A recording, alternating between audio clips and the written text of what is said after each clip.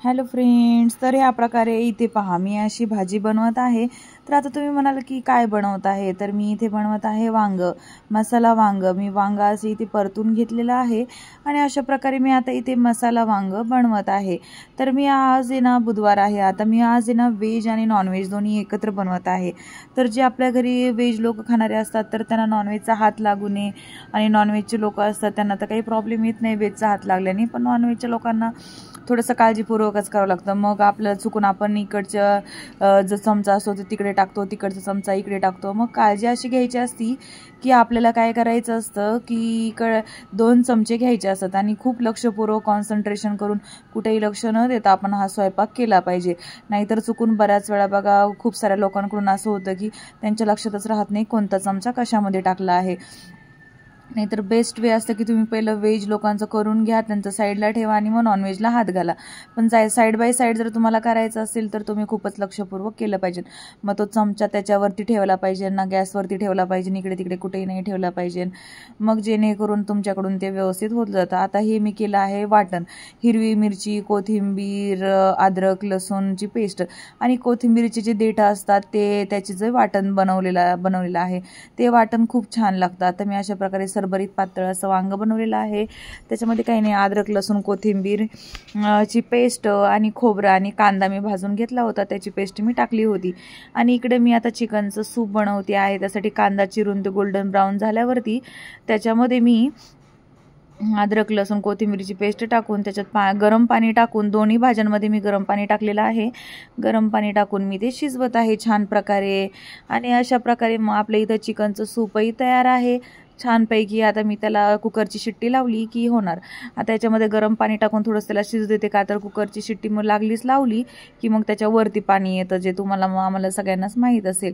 मग त्याच्यावरती पाणी येऊ नये म्हणून थोडं वेळ उकळू द्यायचं आणि मग त्याची शिट्टी लावायची। आणि तर वांग्यामध्ये मीठ टाकलं आहे की नाही त्याची टेस्ट मी पाहत आहे।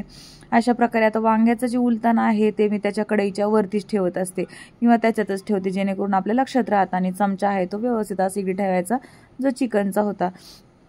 आता आमच्या खाली असतो सोसायटीमध्ये आठवडी बाजार, तर त्याच्यामध्ये आम्ही काय काय आणलं होतं ते मी तुमच्यासोबत शेअर करते थोडक्यात।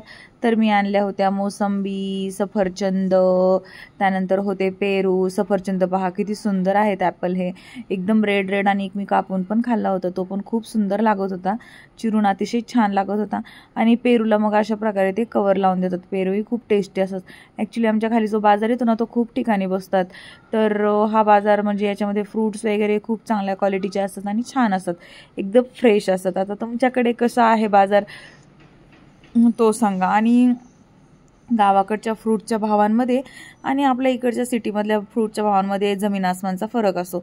आता हीच मेथी बघा गावाकडे कितीला आहे, हा पालक होता 30 रुपयाला, आता तिकडे कितीला आहे तो मला माहीत नाही। हे पहा असा फ्रेशपैकी पालक होता, मस्त छान आणि ऑर्गॅनिक पालक होता। आणि मेथी आहे, मेथीचा भाव तर तुम्हाला ऐकून आश्चर्यच वाटेल गावाकडच्या लोकांना, ही आहे 40 रुपयाला एक पेंडी।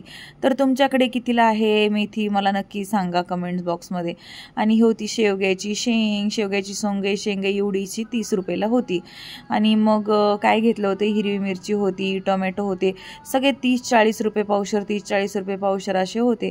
आमच्या आईने गाजर हे हातपावच आणले होते, का तर नंतर त्याला खराब वगैरे होऊ नये म्हणून आम्ही थोडे आणतो, मग लागेल तसे आणतो। नंतर शिमला मिरची होती, वांगे होते, केळी आमच्याकडे 60 रुपये डझन आहे, तुमच्याकडे कशी रुपये डझन आहे तेही मला सांगा। आणि अशा प्रकारे हिरव्या मिरच्या होत्या, त्यानंतर कांदे होते, एक दुधी भोपळा होता, दोडका होता, हा एवढासा दोडका होता, एकच दोडका घेतलेला आमच्या आईने, तो होता 20 रुपयाला का 25 रुपयाला हा एक दोडका होता। आणि अशा प्रकारे दोडका खायला पण छान लागतो म्हणून मग आणलेला। आणि अशा प्रकारे मग भाज्या आणल्या होत्या। आणि त्याचप्रमाणे मग हिरवी मिरची, अद्रक, आता हा जो भोपळा आहे तो 30 रुपयाला आहे। तर तुमच्याकडे मग भोपळा किती रुपयाला आहे, स्वस्त आहे का महाग आहे? मला वाटतं आय थिंक सो गावाकडे 20 रुपयाला वगैरे देत असतील हा भोपळा। आणि लिंब होती ही 25 रुपयाची 3 लिंब होती। तर पहा आमचे पप्पा तर फुकटच लिंब आणून देतात आम्हाला गावाकडून खूप सारे, पण जर ते गावाकडे नसतील तर मग असं आम्हाला विकत आणावे लागतात. आणि असं प्रत्येकाच्या घरामध्ये असा खोपचा एक असतोच. त्या खोपच्यामध्ये काय ठेवता तुम्ही ते सांगा. आमच्या खोपच्यामध्ये खूप सारं सामान असतं. आता पहा इथं तुम्हाला अंधारा आहे, आता अंधाराकडून उजेडाकडे जाताना तिजोरीतून, आमची तिजोरी आहे, तिजोरीतून मी काढलेला आहे नवाखट कुकर. अंधारातून नवीन नवीन पहा कुकर मी काढलेला आहे, का तर मला भात लावायचा आहे म्हणून. तुम्हाला वाटलं असं नाही अंधारात एवढं खोपच्यात करायला काय गेली आहे, पण मी तो कुकर काढायला गेलते का तर तिथे अंधारच असतो. आणि अशा प्रकारे आई मला तांदूळ धुवून देत होत्या आणि मी अशा प्रकारे मग तो भात लावलेला. चिकनचा रस्सा, भात आणि वांग्याचा रस्सा, आणि नंतर मी 2 भाकरी टाकणार होते. अशा प्रकारे मग झाला आमचा व्हेज आणि नॉनव्हेजचा जेवण तयार. आणि अण्णा इथे आमचे कीर्तन ऐकतात, या वेळेला खाली येऊन जाऊन फिरून येतात आणि कीर्तन ऐकतात. पहा त्रिपुरारी पौर्णिमा होती, त्यानिमित्ताने मी अशी रांगोळी काढली होती आणि त्याच्याकडे मी दिवे लावले होते. दिवे विझलेले आहेत आणि जे कापड दिसते ते फरशी पुसायचं, तुम्ही थोडं इग्नोर करा. आणि त्याचप्रमाणे पहा आता आम्ही तुळशीस लग्न लावलं होतं त्रिपुरा पौर्णिमेच्या आदल्या दिवशी. किती सुंदर अशी आमची तुळस दिसत आहे, नवीन नवरीच वाटत आहे जशी काही नटलेली आकाशकंदील. आणि ही पहा आमची नवीन नवरी कशी नटून थटून बसलेली आहे. आमची तुळशी मैया की जय. तुळशी मैयाचं महत्त्व खूप असतं, सगळ्यांनी रोज तुळशीला पाणी घातलंच पाहिजे. खूप सारं महत्त्व आहे तुळशी मैयाचं. हे पहा नवीन मंगळसूत्र आमच्या तुळशी मैयाचं, किती सुंदर, खरंच नवीन नवरी दिसते. आणि ही मोराची मी अशीच रांगोळी काढली होती फ्री हँड पद्धतीनं, कशी वाटली तुम्हाला. त्यानंतर अशा प्रकारे हार वगैरे होता आणि आमच्या आणवीने तुळशीला डेकोरेट केलं होतं बरं का. आणि हा जो तांब्या होता, मी काय रात्रीचं तुळशीला पाणी नाही घालत आहे, पण तो तांब्या बाहेर होता. आणि हे पहा कोणाकोणाच्या घरी असा मॅप लावलेला आहे. प्रत्येकाने आपल्या घरी असा एक मॅप लावला पाहिजे, जेणेकरून आपल्या मुलांना समजलं पाहिजे आपण कुठल्या कंट्रीमध्ये राहतो, आपल्या कंट्रीमध्ये किती स्टेट आहेत आणि ते कुठे कुठे आहेत, आपण कुठे राहतो, आपण कोणत्या स्टेटमध्ये राहतो, आपल्या स्टेटमध्ये किती गावं आहेत, किती काय आहे, त्याची इन्फॉर्मेशन त्यांना मिळते. आणि ते आमचे दिघे अशा प्रकारे काम करत आहेत.